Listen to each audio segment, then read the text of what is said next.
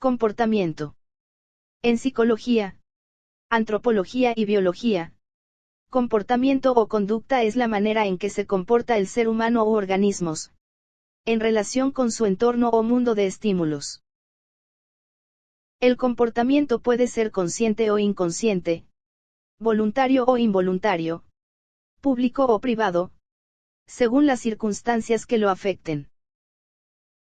La ciencia que estudia la conducta y el comportamiento animal es la etología y la ciencia que estudia la conducta desde el punto de vista de la creación es la ecología del comportamiento. La ciencia que estudia la conducta humana es la psicología. Delimitación del término. El comportamiento de las especies es estudiado por la etología que forma parte tanto de la biología como de la psicología experimental. En psicología, el término solo se aplica respecto de animales con un sistema cognitivo suficientemente complejo. En ciencias sociales el comportamiento incluye además de aspectos psicológicos, aspectos genéticos, culturales, sociológicos y económicos. En el habla común, no en el discurso científico, el término comportamiento tiene una connotación definitoria. A una persona, incluso a un grupo social, como suma de personas, se les define y clasifica por sus comportamientos, quizás más que por sus ideas. Y esto ya sirve para fijar las expectativas al respecto. Comportamiento en psicología. La conducta violenta en la escuela denota algunas características propias de todo comportamiento violento presente en un contexto social cualquiera. De este modo se señala al estudiante violento diagonal agresivo, como un sujeto cuyas conductas son desadaptativas, ya que supone el incumpliendo de normas escolares y sociales que rigen la interacción en el centro educativo, con la expresión de diversas conductas punitivas. De esta manera se señalan una serie de factores que inciden a que estas conductas se mantengan o desaparezcan. Marín, 1997. Citado por Ramos, 2007. Según la teoría ecológica propuesta por Bronfenbrenner se considera la importancia de factores familiares, escolares y sociales que explican la violencia escolar. De igual forma, coloca de manifiesto 4 contextos que reflejan la influencia en la conducta, entre los cuales, el sujeto se ve sumergido y obligado a interactuar socialmente con cada uno de ellos. Técnicamente, en psicología, el comportamiento se define de 2 maneras: todo lo que un organismo hace frente al medio. Cualquier interacción entre un organismo y su ambiente. El comportamiento en un ser humano individual y otros organismos e incluso mecanismos se engloba dentro de un rango, siendo algunos comportamientos comunes, algunos inusuales. Las teorías explicativas generales sobre el origen de la conducta agresiva diagonal violenta en el ser humano pueden aplicarse para tratar de entender el comportamiento violento del adolescente en la escuela. Todos estos acercamientos se agrupan en 2 grandes líneas teóricas: las teorías activas o innatistas y teorías reactivas o ambientales. Las teorías activas o innatistas consideran que la agresividad es un componente orgánico o innato del individuo, elemental para su proceso de adaptación. Desde esta perspectiva se considera que la agresión tiene una función positiva y que la labor de la educación consiste fundamentalmente en canalizar su expresión hacia conductas socialmente aceptables.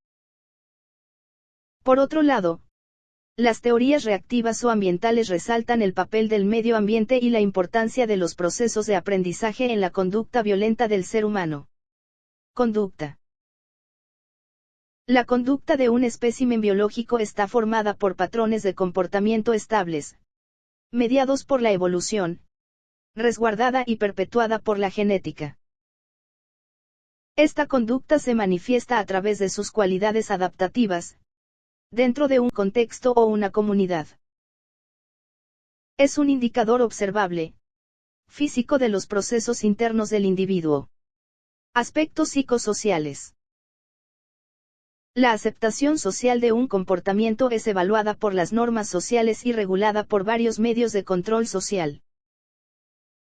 El comportamiento de la gente es estudiado por varias disciplinas, incluyendo la psicología, la sociología y la antropología en el caso del comportamiento humano, y la etología ampliando su estudio a todo el reino animal.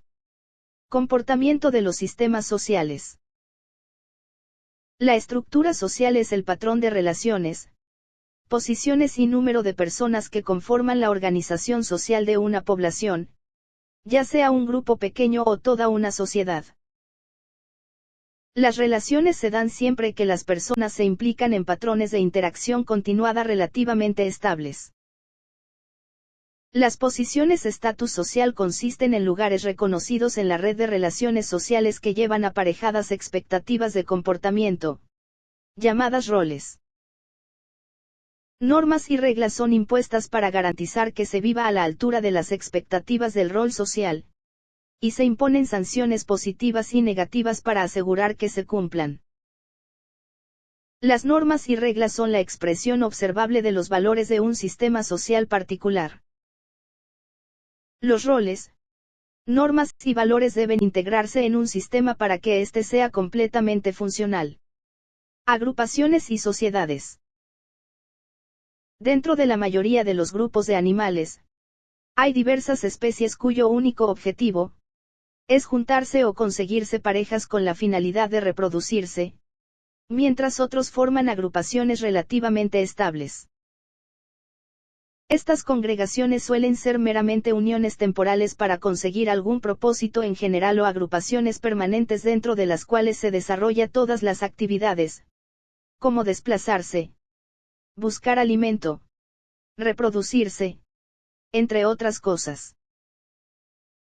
Las especies gregarias son aquellas en las que los individuos forman agrupaciones inconsistentes dentro de las cuales existe la posibilidad de permanecer o no dependiendo de sus intereses, los cuales a su vez dependen estrictamente de la relación entre costos y beneficios que involucra estar en el grupo. En las especies sociales los individuos se relacionan entre ellos de una forma más precisa y continua. Y con frecuencia los grupos están constituidos sobre todo por relativos. Edward Wilson publicó su famoso libro Sociobiología, en el que defendía la necesidad de aplicar los métodos biológicos al estudio de los comportamientos sociales en todas las especies, incluida la nuestra. Este escrito despertó una gran controversia principalmente por el último capítulo, el cual iba dedicado a la especie humana. El autor fue criticado debido a que su capítulo suponía haber promovido una ideología que defendía el racismo, el machismo, las diferencias sociales, el genocidio, la violación, etc. Tras 3 décadas de enfrentamiento, la historia ha dictado sentencia, la sociobiología ha triunfado. Los sociobiólogos han avanzado a pasos agigantados no solo en la explicación de los comportamientos sociales de muchas especies, sino también descubriendo gran variedad de estrategias y conductas que implican la actuación conjunta de individuos organizados en grupos los cuales no se sospechaba que pudieran existir. Un claro ejemplo se encuentra dentro del comportamiento de los microorganismos debido a que se manifiesta de forma compleja, ya que no solo incluye la cooperación entre individuos, sino también complejas redes de comunicación entre ellos a la hora de realizar actividades como búsqueda de alimento, reproducción. Las adaptaciones a la vida en grupo. Puesto que vivir juntos implica grandes costes, se podría pronosticar que durante la evolución de vida solitaria a vida colonial se van a desarrollar ajustes que faciliten esta transición y que contribuyan a mantenerla. Al comparar parejas de especies próximas, se puede sacar la conclusión de que la transición evolutiva desde la vida solitaria a la vida en grupo conlleva un riesgo elevado de infección por parásitos sanguíneos. La presión selectiva que ejercen los parásitos sobre sus anfitriones es tan importante que no es raro que el augurio al que nos referíamos antes se haya comprobado en muchas especies. Si en estas especies gregarias o coloniales el riesgo de infección es tan importante que obliga a invertir mucho en mejorar el sistema inmune, ¿Qué pasará si las especies sociales que viven en grandes aglomeraciones y en habitáculos cerrados? Conducta formal. Una conducta humana se considera formal cuando en el comportamiento se cumplen una serie de reglas reconocidas como valiosas en una comunidad o sociedad. En las sociedades occidentales, por ejemplo, se considera formal ser explícito, determinado, preciso, serio, puntual. Realización voluntaria. La realización voluntaria es la habilidad para construir la conducta propia en correspondencia con las exigencias de la situación concreta, anticipando los resultados intermedios y finales de la acción y seleccionando los medios adecuados. Los rasgos de los procesos voluntarios contemplan la orientación, ejecución y control.